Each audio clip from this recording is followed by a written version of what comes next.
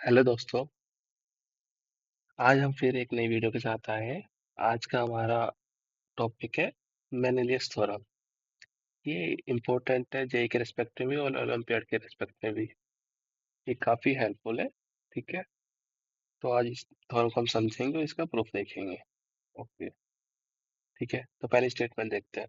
In a triangle ABC we have a triangle ABC, a transversal line intersect BC, CA and AB. This is transversal line. This is transversal line. Intersect A B को intersect करती है F पे, B C को E पे और B D को D पे। Okay, then the point D E and F are collinear. D E F are collinear if and only if the ratio B D upon में D C, B D, this B D upon में D C, this one C E, C E upon में E A into में A F into में F B. इनका ratio अगर one के equal है, अगर वन के इक्वल है तो ये कोलिनियर होंगे, अगर कोलिनियर है तो इनका रेशियो वन के इक्वल होगा। इंपॉर्टेंट बात यह है कि ये एक्सटेंडेड जो पॉइंट होगा वो ट्रायंगल के बाहर होगा, एक्सटेंडेड लाइन सेगमेंट पे होगा। ओके, तो अब इसका हम प्रूफ देखते हैं। प्रूफ सिंपल है, कुछ हार्ड नहीं इसका। तो हम प्रूफ, ठीक है, तो प्रूफ के लिए सबसे पहले हम क्या करेंगे, इसके अंदर हम एक परपेंडिकुलर ड्रॉ करेंगे। किससे? बी से। एक बी पॉइंट से परपेंडिकुलर हमने ड्रॉ किया। ठीक है, बी वर्टेक्स से किया, ए वर्टेक्स से करेंगे परपेंडिकुलर ड्रॉ इस ट्रांसवर्सल लाइन पर। ओके, एंड सी से भी करेंगे, ये परपेंडिकुलर ड्रॉ कर दिया हमने। ठीक है, इसको इस परपेंडिकुलर नाम रख दिया ए डैश, बी डैश और सी डैश। ओके, अब देखो triangle, in triangle, triangle, this triangle, कौन सा? ये वाला, A dash F, B B dash F. तो A dash F and triangle B B dash F, ये दो ट्रायंगल ये। अब ये लाइन सेगमेंट है, ट्रांसवर्सल लाइन है। ठीक है, अब ये इस पे परपेंडिकुलर, ये भी इस पे परपेंडिकुलर, तो ये दोनों पैरेलल लाइन हुई। मतलब हम बोल सकते हैं बेसिकली कि बी बी डैश पैरेलल है ए डैश के, पैरेलल है सी सी डैश के। ओके ना, ये सारे आपस में क्या, इस पे परपेंडिकुलर ड्रॉ की है। तो ये सारे आपस में क्या होगी, जैसे हमने एक लाइन ली, इस पे परपेंडिकुलर 90 डिग्री में, इस पे 90 डिग्री में, ये दोनों क्या लाइन होगी, परपेंडिकुलर लाइन हो गई है। ठीक है, ये दोनों परपेंडिकुलर लाइन है। तो ये परपेंडिकुलर लाइन है, तो बताओ कि ये वाला एंगल को क्या बोलते हैं? अल्टरनेट इंटीरियर एंगल ना, वर्टिकल अपोजिट एंगल। ये क्या हो गया, वर्टिकल अपोजिट एंगल हो गए। और ये दोनों क्या हो गए, अल्टरनेट इंटीरियर एंगल हो गए, और 190 डिग्री का है ही। तो ये दोनों ट्रायंगल क्या होते हैं, सिमिलर है। ये दोनों ट्रायंगल क्या है, सिमिलर है। तो अगर मैं लिख भी देता हूँ यहाँ पे कि angle A F A dash equal है किसके, बी एफ बी डैश के। क्यों? Vertical opposite angle. ठीक है, और एक बी पे 90 डिग्री है, लिख दो angle on B dash equal to angle of A dash. क्या है? 90 डिग्री है। क्या है? 90 डिग्री। तो ए प्रॉपर्टी से दोनों ट्रायंगल क्या होगा, सिमिलर होगा। तो triangle A dash F similar है किसके, triangle B B dash F के। कौन सी प्रॉपर्टी से? ए प्रॉपर्टी से। ये दोनों क्या हो गए, सिमिलर हो गए। अब दो ट्रायंगल सिमिलर हो गए तो कोरोस्पोंडिंग साइड का रेशियो क्या होता है, आपस में इक्वल होता है। तो हम बोल सकते हैं कि ए एफ अपॉन में एफ बी का जो रेशियो है वो इक्वल होगा, किसके इक्वल होगा, A dash A A dash upon B B dash.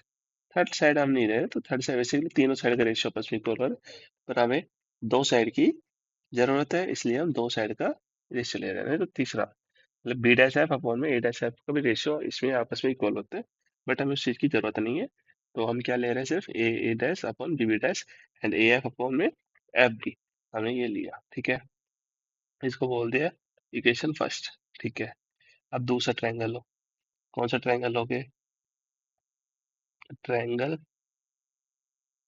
ये वाला triangle low, this triangle and this triangle. Okay, A dash E, this वाला, and C dash E, this one. Now take these two triangle. If we take these two triangle, then we can write A dash E and triangle C dash E. Okay, दोनों triangle में similarly ये vertical opposite angle है और ये alternative angle है, तो ये दोनों भी ट्रायंगल क्या हो गए, सिमिलर हो गए। ठीक है, तो ये स्टेटमेंट में लिख नहीं रहा, तो डायरेक्ट हम बोल सकते हैं कि triangle A dash E similar हो गया किसके, ट्रायंगल सी डैश ई के। अभी ट्रायंगल सिमिलर है दोनों, तो कोरस्पॉन्डिंग साइड का रेशियो होगा आपस में इक्वल होगा। तो कोरस्पॉन्डिंग साइड कौन कौन सी इसमें, तो हम बोल सकते हैं ए ई अपॉन में ई सी, या हम बोल सकते हैं सी अपॉन में सी ई अपॉन में ई सी ई अपॉन में ई ए इक्वल होगा सी डैश इसके सी डैश अपॉन में ए डैश। नो सर, आपने इसमें उल्टा क्यों नहीं किया? क्योंकि बेटा जब उल्टा कर देते हैं ना इसको तो कैंसिल नहीं होता। अभी ये ऐसे लिखेंगे तो कैंसिल हो जाएगा, ए डैश नीचे आएगा, इसमें देखो सी डैश ऊपर आया, नीचे क्या है, ए डैश आया। अब इन दोनों को मल्टीप्लाई करो तो ए डैश कैंसिल हो जाएगा, इसलिए मैंने इस तरीके से लिखा है ये। ठीक है, ये क्वेश्चन क्या होगा, सेकेंड हो गया। सिमिलरली सिमिलरली ठीक है, ट्रायंगल, ये वाला ट्रायंगल कौन सा ट्रायंगल, बी डैश डी, ये वाला, एंड सी डैश डी, ये वाला, ये दोनों में ये कॉमन एंगल हो गए 90 डिग्री के, तो ये दोनों भी सिमिलर है, तो हम बोल देते हैं directly triangle B B dash D similar है ट्रायंगल किसके, सी डैश डी के सिमिलर है। ठीक है, इसी इसके सिमिलर है। तो दो ट्रायंगल अगर सिमिलर होते हैं तो क्रॉसपोलर साइड का रेशियो क्या होता है, इक्वल होता है। तो क्रॉसपोंडिंग साइड क्या हो जाएगी, बी डी अपॉन में सी डी अपॉन इक्वल होगा किससे, B dash upon C dash के। तो इसको हम लिख देते हैं कि बी डी अपॉन में डी सी का जो रेशियो है वो इक्वल होगा किसके, B B dash upon C C dash के इक्वल होगा। इक्वेशन थर्ड हो गई। ठीक है, अब मल्टीप्लाई कर दो इक्वेशन तीनों को, multiply equation first second and third. Okay, multiply कर देते हैं, तो क्या आएगा हमारा, A F upon F B into में सी ई अपॉन में ई ए इंटू में बी डी अपॉन में डी सी इक्वल है A dash upon B dash into में C dash upon A dash into में बी डैश अपॉन में C dash. तो हमें दिख रहे हैं ये सारे आपस में क्या हो जाएंगे, कैंसिल हो जाएंगे। ठीक है, ये कैंसिल हो गए तो क्या आया, वन, तो that is equal to one. ठीक है, इसको मैं वापस अरेंज करके लिख देता हूँ। इसको हम बेसिकली बी डी अपॉन में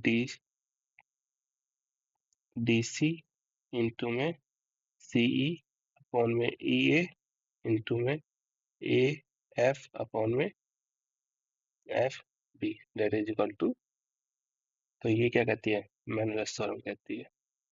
ठीक है, तो अगर एक ट्रांसवर्सल लाइन है, इसमें एक देखने वाली बात हमेशा यही है कि जो ये पॉइंट है डी, वो हमेशा एक्सटेंडेड लाइन पर लाई करेगा। जैसे मैं कोई ये ट्रायंगल लिया, ठीक है, ये ट्रायंगल है, तो इसमें मैंने 2 पॉइंट लिए, एक ये पॉइंट ले लिया, एक ये पॉइंट ले लिया। एक थर्ड पॉइंट है, वो एक्सटेंडेड लाइन पर, अगर क्या है, एक्सटेंडेड लाइन पर है, ठीक है, तो इसमें मैनुअल थ्योरम लगा सकते हैं। अगर ये तीनों पॉइंट कोलिनियर कब होंगे, जैसे ये ट्रायंगल है ए बी सी, ठीक है, ये हो गया डी ई एफ। जो डी ई एफ पॉइंट है, ये कौन सा, डी ई एफ, ये तीनों पॉइंट कब कोलिनियर होंगे, जब ये मैनुअल थ्योरम को फॉलो करें, मतलब इसका रेशियो बी डी अपॉन में डी सी, सी ई अपॉन में ई ए एफ अपॉन में एफ बी इक्वल 1 होगा। अगर ये इसको फॉलो कर रहा है, तो ये हमेशा क्या होंगे, कोलिनियर पॉइंट होंगे, ये सारे क्या होंगे, हमेशा कोलिनियर। अगर इसको फॉलो नहीं कर रहा तो कोलिनियर नहीं होंगे, तो ई फाइनल लिखे फिर, ठीक है। तो अगर ये वीडियो अच्छी लगी तो लाइक शेयर सब्सक्राइब करिए, और मिलते हैं नेक्स्ट वीडियो में, ठीक है, ओके।